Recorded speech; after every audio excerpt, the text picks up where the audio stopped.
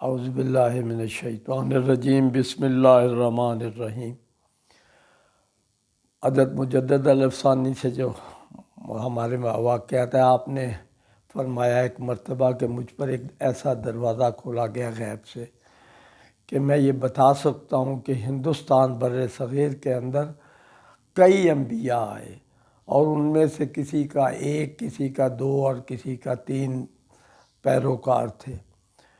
اس کا مطلب ہے کہ ہندوستان میں کافی انبیاء آئے اور انہوں نے جو یہ کم از کم جو انبیاء تھے ان کے پیروکار، اس کا ذکر فرمایا۔ اور آپ نے یہ بھی فرمایا کہ میں اگر چاہوں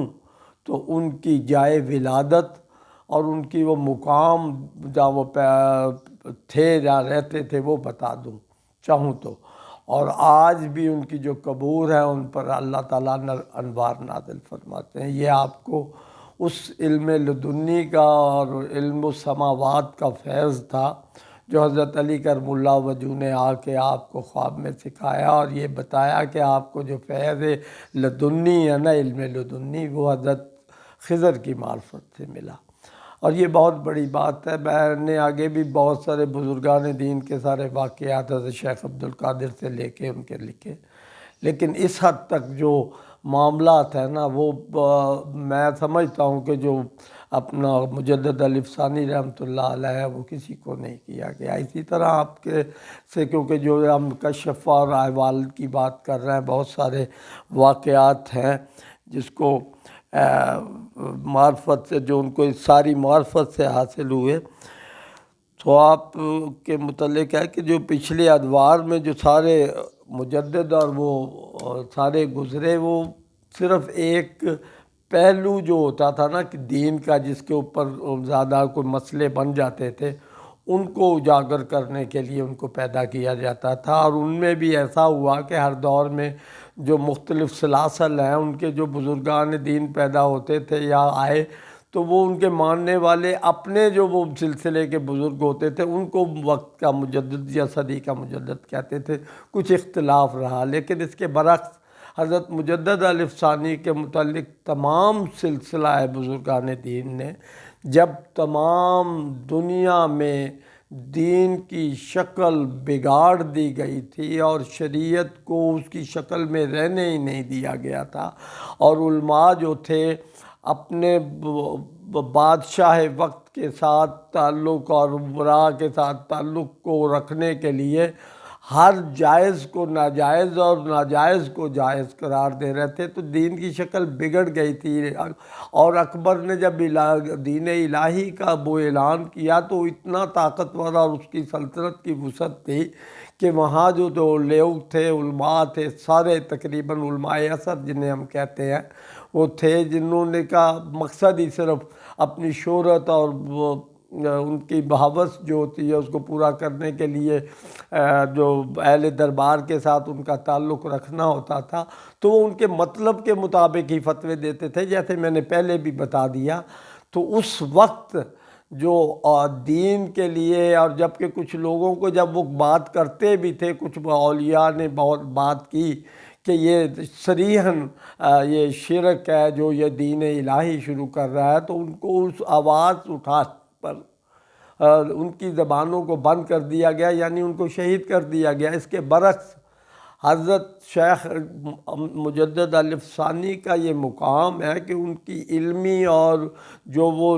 تحریر و تقریر فرماتے تھے، اس میں اتنا اثر ہوتا تھا کہ کوئی بات اس کو کوئی بھی شخص، ذی عقل شخص، اس کو نہ ماننے کا مطلب ہی کوئی نہیں ہوتا تھا۔ اور بلکہ جب آپ وعظ فرماتے، تحریریں لوگ پڑھتے، تو آپ پر وہ جسے کہتے ہیں نا وجد کا عالم لوگوں پر طالع ہو جاتا تھا۔ اور اس صورت میں جو وہ امراء تھے نا، اکبر کے امراء،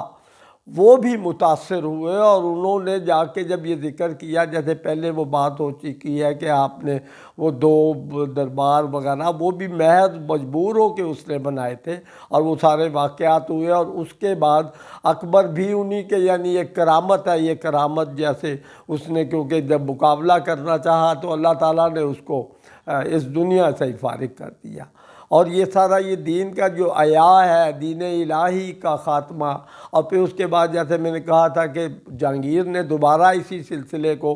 شروع کیا، کیونکہ اس وقت کے کیونکہ عالم تھے، انہوں نے بدخشاں نام تھا خان، وہ انہوں نے فتویٰ دے دیا تھا کہ یہ حاکم وقت کو سجدہ کیا جائے، تو اس وقت جو وہ آپ نے دوبارہ نئے سرے سے اجتہاد کر کے اس کو ختم کیا اور قائل کیا، بلکہ شروع میں تو وہ اس نے آپ کو گوالیار کے قلعے میں 1 سال قید رکھا تھا، اور وہاں سے رہائی بھی ایک کرامت اور ٹھیک ہے۔ اس کو جب اللہ حضور نے آگے خود کہا کہ بدبخت تو نے کس عظیم آدمی کو اپنی قید میں بند کر دیا ہے بغیر کسی اس کے جو حق کی بات کہتا ہے، تو اس پر اس نے مجبور ہو کے آپ کو آزاد کیا، اور اس کے بعد ساری زندگی کے لیے تائب ہوا، اور پھر اللہ تعالیٰ نے اس تائب ہونے کے سلسلے میں اور وہ جو فیض اس کو پہنچا اپنا مجدد صاحب کا، اللہ تعالیٰ نے اسے ولی تک کا رتبہ عطا فرمایا، جہانگیر کو جو تھا۔ باقاعدہ روایات میں آتا ہے کہ وہ جب اپنے اس پہ معافی کے بعد اور اس کو اللہ کی بارگاہ میں روتا تھا کہ اللہ تعالیٰ میرے سے بہت بڑا یہ گناہ ہو گیا ہے کہ میں نے اس عظیم آدمی کو اپنی قید میں رکھا۔ تو اسی طرح میں مقصد یہ ہے کہ آج جو بھی پوری دنیا میں آیائے اسلام ہوا اور یہ سب کچھ آج ہم مسلمان ہیں، اگر اس آج بھی جیسے علماء اثر ہیں اور جو حکومتوں کے ساتھ مل کر ہر وقت ان کے مطلب کے فتوے دیتے ہیں اور ہر حکومت کے ساتھ مل جاتے ہیں، اس وقت کے علماء نے بھی یہی کچھ کیا تھا اور یہ دین کا حال ہوا تھا، اور آج پھر وہی کچھ سلسلہ جاری ہے۔ اور میں سمجھتا ہوں کہ پھر کسی مجدد کی ضرورت ہے جو آ کے دوبارہ یہ علماء اثر جو ہیں جنہوں نے اس دین کو بگاڑا ہوا ہے، اور جو لوگ باقی موجود بھی ہیں تو وہ ان کے خلاف آواز نہیں اٹھاتے، اس سارے ظلم اور زیادتی کے خلاف، جو بہت ضروری ہے، ورنہ دین کی شکل بگڑ جاتی ہے۔ اور ہر دور کے جو حاکم ہوتے ہیں وہ جو مرضی چاہتے ہیں عدالتوں سے اور ان سے علماء سے اپنے حق میں فتوے لیتے رہتے ہیں۔ اور اس ساری صورتحال میں جیسے میں نے آپ کو پہلے بھی کہا تھا کہ ہمیں جو ان کا جو ادراک ہے نا اپنے مجدد صاحب کے علم اور اس کا ادراک ہونا ضروری ہے کہ وہ 1000 سال بعد آئے تو انہوں نے اس کو باقاعدہ دین کا دوبارہ احیا کیا، اور اس کے ساتھ ساتھ انہوں نے آج قیامت تک کے لیے، یعنی دوسری صدی جو آئے گی نا، شاید وہ نہ آ سکے، اس سے پہلے وہ حضرت مہدی علیہ السلام آئیں اور وہی شاید آخری وہ ہوں، اور اس کے دوران کوئی مجدد ضرور پیدا ہوں گے صدی کے، لیکن مجدد الف ثانی پیدا کوئی نہیں ہوگا، اور یہ بہت بڑا یعنی مرتبہ ہے ان کا۔ اور اس کے بعد انشاءاللہ ہم ان کے وصال اور آخری حالات بیان کریں گے جو سننے کے قابل ہیں، کہ مرد مومن جب اللہ کی بارگاہ میں واپسی کا کرتے ہیں تو وہ کتنے مطمئن ہوتے ہیں۔ اللہ تعالیٰ انشاءاللہ اگلے تک پھر ملاقات ہوگی۔ اللہ حافظ۔